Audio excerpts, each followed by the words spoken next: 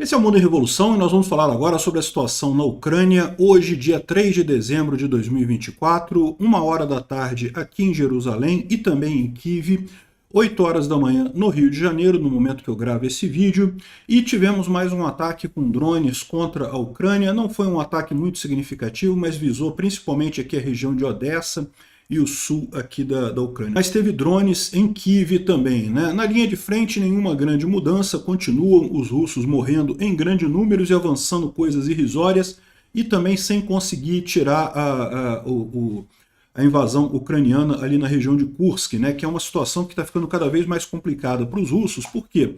Porque parece que até os russos já estão se preparando para a negociação. A gente vai falar hoje sobre as conversas que estariam acontecendo nos bastidores entre o Trump, o Putin e o Zelensky, né? Como eu falei para vocês, recentemente o Zelensky falou que aceitava, não sei o que lá, negociar, né? E isso muito com cara do Zelensky se colocar numa boa posição para negociar com o Trump. E ele falou isso justamente porque sabia que o Putin jamais aceitaria a negociação, né? O Putin quer a Ucrânia inteira, ele não vai aceitar só essa parte que ele invadiu aqui, ele quer destruir a Ucrânia completamente, porque não adianta outra possibilidade para ele, né? Então vamos falar sobre esse suposto acordo de paz do Trump, que ninguém tem certeza ainda, né? Que está sendo negociado ainda. Quais são as implicações disso daí, né?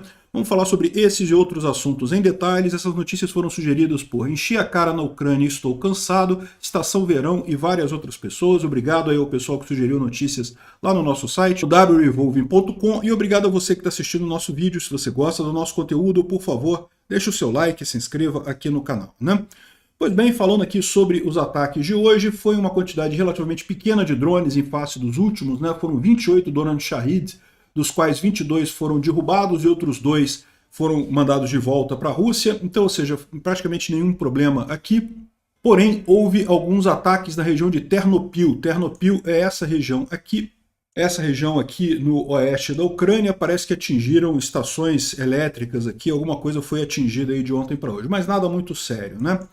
Bom, na linha de frente, os ucranianos continuam ali na luta contra os russos. Aqui mais imagens dos ucranianos liberando as áreas das tropas russas que cruzaram o rio Oskil aqui na região de próximo a Kupiansk, né? Como a gente falou isso já alguns dias atrás, os russos estavam avançando aqui na região de Kupiansk, em alguns lugares ultrapassaram o rio Oskil. Isso aqui os ucranianos já tiraram os russos daqui, e essas são as imagens dos ucranianos tirando os russos dessa região aqui a norte do rio Oskil, né? Então já problema resolvido ali. Bom, aqui na linha de frente também a gente vê aqui o Blyat Mobile, né, outro tanque, outra invenção russa aqui para tentar evitar os drones, né? E o pessoal está vendo aqui que loucura que é isso, né? E parece que o pessoal está comparando com os carros da Jaguar, né? Para quem não sabe, a Jaguar fez um comercial todo modernoso outro dia e agora lançou o carro que era o objetivo deles de fazer propaganda, né? E o carro é feio pra caramba, né? Estou comparando com isso daqui. O carro da Jaguar com esse Blyat Mobile aqui dos russos, né? Não sei se isso aqui é efetivo em alguma coisa, mas mostra o pavor que se tornaram os drones, né? No final das contas, a blindagem oficial, digamos assim, a blindagem natural do tanque não resolve nada com os drones. O pessoal fica tentando arrumar essas coisas aqui para ver se melhora a situação. Eu acho que é um efeito mais psicológico do que qualquer outra coisa, né? Aqui também uma série de russos tentando avançar contra os ucranianos de bicicleta, né? Ou seja, está o pessoal de bicicleta aqui na frente do tanque. Tem um tanque aqui, tem um blindado e tem um russo andando de bicicleta aqui na frente dele. É lógico, não preciso dizer para você que não vão muito longe nessa história, né? Por isso está morrendo tanto russo, né?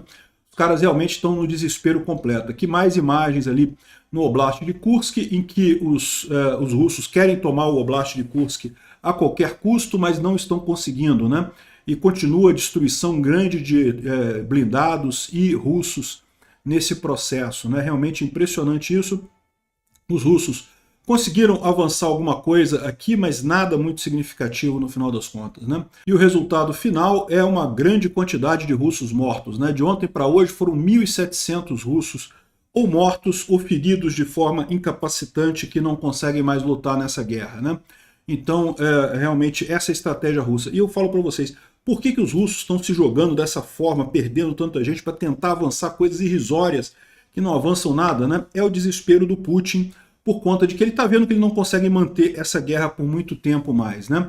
Aqui, ó, o pessoal comentando aqui uma coisa engraçada que é propaganda russa em 2014. A Ucrânia é um estado falido, é um país que não existe, vai se desmanchar completamente, vai se congelar sozinho, não sei o que lá. Ou seja, a Ucrânia não oferece nada de resistência contra os russos, né? Propaganda russa em 2024. A Ucrânia está fazendo uma revolução na Síria.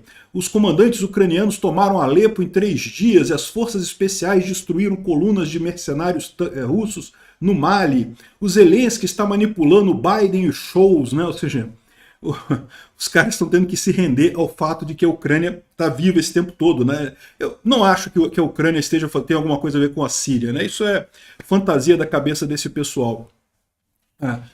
Também no Mali, também não creio que tenha muita coisa a ver, né? Isso mostra muito mais a fraqueza russa do que qualquer outra coisa. Enfim, mas é o desespero russo nessa história. Bom, o Instituto para o Estudo da Guerra não traz nenhuma novidade significativa aqui, só dizendo realmente como o pessoal enfatizando que o Putin não pode entrar em negociação com o Trump, que não sei o que é lá. E olha só, é o que eu falo para vocês, né? A gente vai falar sobre as negociações daqui a pouquinho, mas é a questão justamente de que nesse ponto o Trump pode ser melhor do que o Biden, porque o Trump tem uma coisa diferente do Biden. O Biden estava naquela técnica de não escalonar o conflito, de não evitar espetar os russos e não sei o que lá, ficar cedendo armamento a conta-gotas e coisa e tal. Ou seja, tudo leva a crer que a abordagem do Trump vai ter um sucesso muito maior, porque pelo menos o Trump vai na base do vai ou racha, entendeu?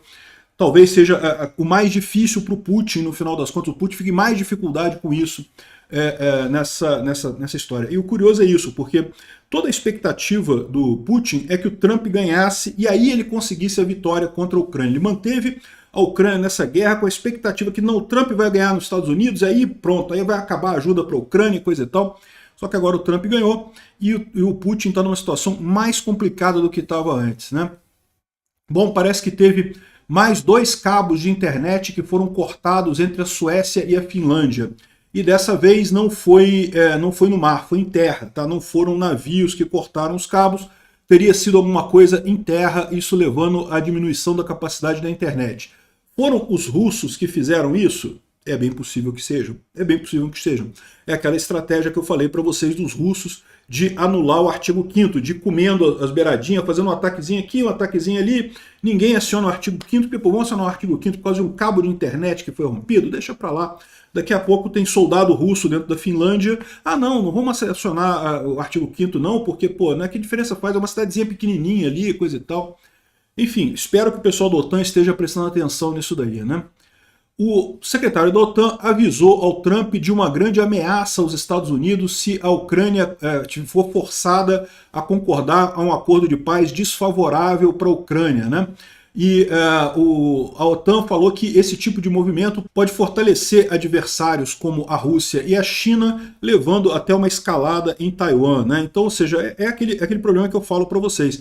Por que os Estados Unidos não pode deixar a Rússia ganhar essa guerra? Não tem como deixar a Rússia ganhar essa guerra, porque no final das contas, se os Estados Unidos deixarem a Ucrânia cair, nenhum país está mais seguro. Vai todo mundo ter que recorrer à bomba atômica, é a única alternativa.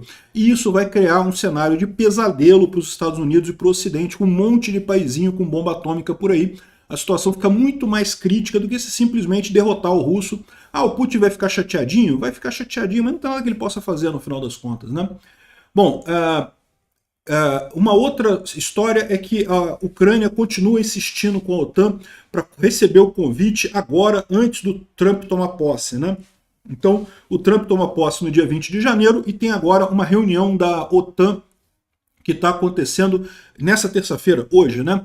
E apesar da tentativa da Ucrânia de ser convidada, segundo informações, ainda não vai ser dessa vez que vai haver o convite para a Ucrânia. Acho um absurdo, já falei para vocês, mas eu entendo que provavelmente essa questão do convite para a OTAN é um dos pontos que o pessoal está querendo usar na negociação com a Rússia. Então, vamos ver como é que vai ser isso daí, né? A Ucrânia rejeitou garantias substitutas à entrada na OTAN. Ou seja, a única garantia real de segurança para a Ucrânia é ser parceiro da OTAN, entrar para a OTAN como um membro completo, né? Nós lembramos do memorando de Budapeste, e não vamos concordar com nenhuma alternativa, substitutos ou subterfúgios, né? O Memorando de Budapeste, para quem não sabe, a Inglaterra e os Estados Unidos se comprometeram a defender a Ucrânia caso ela fosse atacada por qualquer parceiro, né? E tá aí os russos dentro da Ucrânia, e cadê as tropas americanas e as tropas inglesas dentro da Ucrânia?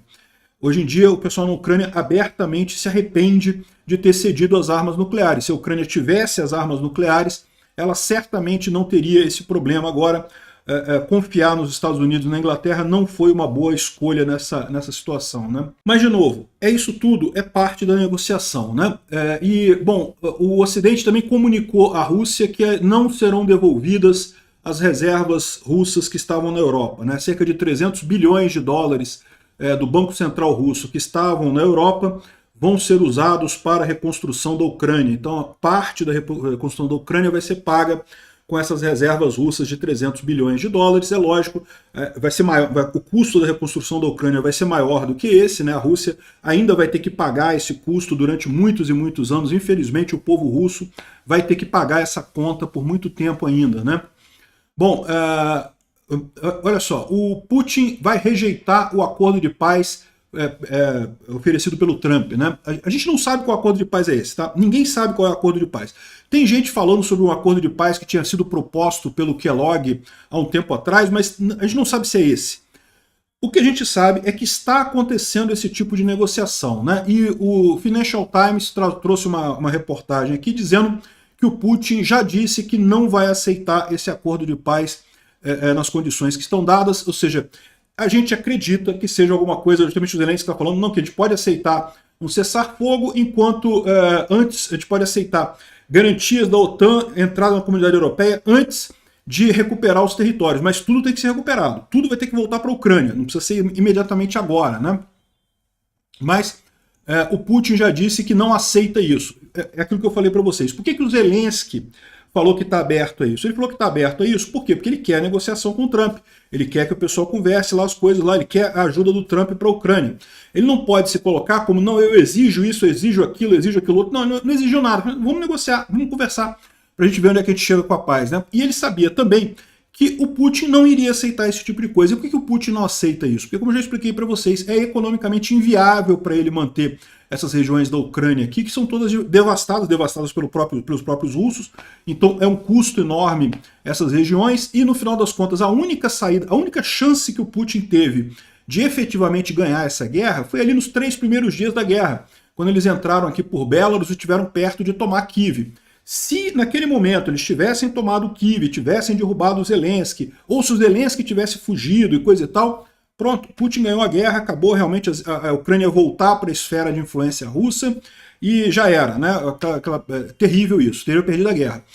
Eu cheguei a achar que isso ia acontecer, tá? No início da guerra todo mundo achava que a Ucrânia não ia conseguir segurar as forças russas, né? Felizmente conseguiu, e o Putin ele sabe que isso aqui que ele está fazendo aqui, ó, é showzinho, é mídia. Ele não tem chance nenhuma de manter esse negócio, ele não consegue manter essas regiões aqui sem um acordo de paz, né? Por isso que ele está nessa choradeira dele aqui. Então ele mandou dizer que ele rejeita o pedido de paz do Trump, dizendo que demanda concessão dos Estados Unidos e não da Ucrânia. Ele fala que tem que discutir a situação do Ocidente, não só da Ucrânia, não sei o que lá, a Ucrânia já morreu, eu quero o Ocidente, aquele negócio, essa papagaiada toda. Olha aqui as condições que o Putin colocou para negociar com o Trump. O fim da ajuda americana para a Ucrânia. É isso que ele sempre quis, tá? O Putin manteve essa guerra toda, ele sabe que perdeu essa guerra, ele sabe que não tem condições de ganhar essa guerra, mas ele mantém essa coisa toda na expectativa de que o Trump pare de ajudar a Ucrânia, e aí sim seria uma tragédia para a Ucrânia. Não é que a Ucrânia vai perder a guerra não, tá? Porque a Europa vai continuar ajudando. O Olaf Scholz ontem prometeu que vai continuar ajudando a Ucrânia e coisa e tal, mas seria realmente uma coisa muito ruim para a Ucrânia. Essa é a expectativa do Putin aqui, né? Acabar o envio de armas de longo alcance para a Ucrânia, né? E remover o presidente Zelensky do poder. Que negócio é esse? Como é que o Trump vai exigir esse tipo de coisa? Que lógica tem isso, né? Concessões territoriais. A Ucrânia precisa ceder todas as 4 regiões ocupadas para a Rússia e não sei o que lá, e se comprometer a nunca entrar para a OTAN. Ou seja, o Putin fala um monte de coisa aqui, mas a única coisa que ele realmente queria, que ele estava contando com, era o fim da ajuda militar dos Estados Unidos para a Ucrânia. Ele esperava que o Trump, ganhando a eleição, acabasse a ajuda militar para a Ucrânia, ele já viu que isso não vai acontecer, que o Trump quer um acordo de paz. Ou seja, nessas condições é impossível para o Putin, né? Aqui, ó. Putin já sabe o plano de Trump e não gosta. Até o Kremlin avisa que estamos à beira de uma guerra nuclear. Eu já falei para vocês, toda vez que o Putin fala em guerra nuclear, é desespero, é sinal de desespero. Por que ele fez aquele negócio do míssil lá, o Aerschnik, não sei o que lá? Não, porque é um míssil fodástico, ele tem 3 peidos e não sei o que lá, e vira de volta e vai dar cambalhota. Por que ele fala essas coisas? Porque ele está desesperado, é óbvio. Ele sabe que ele não pode usar arma nuclear, que não tem condição. Ele fala isso justamente quando ele está encurralado, que ele não sabe para onde ir. O caso agora é exatamente esse, né? Ele estava esperando que o Trump cortasse relações com a Ucrânia, parasse de enviar arma para a Ucrânia, e já viu que isso não vai acontecer. Então esse é o motivo do desespero russo agora, né? Aqui, ó. Enquanto o Putin acreditar que a situação na Rússia, na linha de frente da Rússia, vai melhorar, ou seja, que a Rússia ainda pode avançar mais, ele não vai assinar nenhum acordo de paz. Isso é simples. O Trump deveria seguir o conselho de Kellogg, que é o conselheiro dele para essa questão Rússia e Ucrânia, e usar a ameaça de aumentar a ajuda à Ucrânia para realmente fazer a Rússia parar de usar a guerra, né? O grande erro do Trump foi justamente essa promessa de cortar a ajuda à Ucrânia, porque isso provê a Rússia com um incentivo para nunca acabar a guerra. É o que eu falo. O Putin só continua nessa guerra até hoje porque ele estava nessa expectativa. Se o Trump entrar e cortar a ajuda para a Ucrânia, aí a coisa vai melhorar, né? Então, se for o contrário, se o Trump ameaçar mandar mais armas para a Ucrânia, o que parece ser o caso, a situação pode ficar complicada para o Putin no final das contas, né? O Medvedev disse que se o Trump tentar parar a agressão russa contra a Ucrânia, ele vai ser o novo John F. Kennedy, né? Vai morrer também como John F. Kennedy, que foi assassinado lá em Dallas, né? No Texas, né? Vocês sabem dessa história, né? Ou seja, já estão ameaçando o Trump. Olha como é que o pessoal ficou chateado. E é aquilo que eu falo para vocês. O Trump é uma incógnita. A gente não sabe ainda o que vai ser do Trump. Pode ser que ele realmente piore a situação da Ucrânia. Não sei, vamos aguardar. Mas ele tem uma característica que eu acho que é preocupante para o Putin, justamente que é a imprevisibilidade dele. O Biden era conhecido, é maluco conhecido. O Putin tem aquele negócio, ele sabia que podia contar com a fraqueza do Biden, dos assessores do Biden ali, o pessoal, não, vamos devagarzinho, sem escalonar, não sei o que lá. Isso é a pior situação, porque o Putin, nesse caso, ele sabe o que fazer. Ele tem todas as cartas na mão, ele sabe o que o Biden vai jogar. Então o Putin controlava o jogo. Com o Trump é diferente. O Trump ele pode piorar a situação para a Ucrânia, é verdade, mas ele pelo menos é um cara que vai para tudo ou nada, né? E ele é um cara meio imprevisível. Então isso tira do Putin essa capacidade. E o que eu falo para vocês, o Putin pode parecer muito maluco, mas ele não é tão maluco assim não. No momento que ele perceber que ele não tem mais caminho para a vitória, ele vai escolher a menor derrota e vai dar um jeito de terminar essa guerra, né? E as coisas estão se complicando, né? Por exemplo, essa tentativa do Putin de fazer a guerra entre o Hamas e Israel para desviar a atenção da Ucrânia, que eu não tenho dúvida nenhuma que foi isso que iniciou a guerra aqui em Israel, foi o Putin através do Irã, né, do amiguinho deles, o Irã. Isso acabou dando dano errado, porque o Hamas está destruído, o Hezbollah está destruído, a Síria do Bashar al-Assad está se destruindo agora, ou seja, no final das contas o Putin perdeu a mão inteira dele, fez um blefe, perdeu a mão inteira nessa brincadeira, né? E o Kremlin já está preparando os oficiais para o fim da guerra na Ucrânia, segundo algumas pessoas estão citando aqui, né? A administração Putin começou a formar uma imagem de vitória que eles devem passar para a população. Ou seja, é aquilo que eu falei para vocês. No dia que o Putin parar da guerra, desistir da guerra, mesmo que ele perca os territórios todos e coisa e tal, ele consegue vender isso na Rússia como uma vitória. Não, porque nós acabamos com o nazismo na Ucrânia. Entramos lá, todos os nazistas foram mortos, a gente morreu tudo, podemos sair agora, podemos recuar, sair dos territórios ocupados na Ucrânia, porque a gente matou todos os nazistas e coisa e tal. O Putin vai vender como uma vitória esse negócio. E não tem problema, deixa ele vender a história idiota dele para lá, né? A questão toda é que o importante é a Ucrânia ser livre da Rússia, se livrar da Rússia nessa história aqui, ó. Está dizendo aqui que ele vai ter que convencer os ultrapatriotas e os liberais de que eles conseguiram desnazificar a Ucrânia, desmilitarizar a Ucrânia e anexação das regiões ucranianas e coisa e tal, sendo que provavelmente ele vai ter que abandonar essas regiões também, né? Enfim, o Putin já está se preparando para o fim dessa guerra, segundo informações aqui. O pessoal sabe que está sendo negociado alguma coisa com o Trump lá por trás. O que está sendo negociado? A gente não sabe ainda. Vamos aguardar antes de ter mais coisas. Eu não acredito que seja a cessão dos territórios da Ucrânia para a Rússia, não faz sentido isso. Agora, um congelamento da guerra também não faz sentido, a menos que tenha alguma coisa muito grande por trás disso daí. Vamos ver o que vai acontecer, né? E outra notícia importante, a Ucrânia introduziu preços mínimos de exportação dos produtos agrícolas. Por que isso? É para a entrada na comunidade europeia, né? A Polônia e outros países da comunidade europeia reclamam muito que a Ucrânia vende coisas barato para a Europa. E para entrar na comunidade europeia, evidentemente, ela precisa do aceite dos países. Então ela precisa dar esse jeito aí de encarecer os produtos que ela vende para poder conseguir entrar na Europa, né? Não é uma coisa legal, eu acho que isso aqui, controle de preço nunca é legal, nem para baixo, nem para cima, mas de qualquer forma é o preço que se paga para entrar na comunidade europeia, e depois disso a coisa muda de figura. Obrigado por assistir o vídeo até o final. Se gostou do conteúdo, não esqueça de deixar o seu like, isso ajuda o canal a crescer e a chegar para mais gente. Se não gostou, deixe o dislike e explique nos comentários como podemos melhorar. Comente também sugestões de temas que podemos trazer por aqui. Comentários insultuosos ou defendendo ditaduras e criminosos de guerra serão sumariamente bloqueados. Agradeço a compreensão. Se ainda não é inscrito no canal, considere se inscrever clicando no botão inscrever-se abaixo e marcando a campainha para todos os avisos. Se quiser ajudar o canal, veja no nosso site como você pode fazer isso.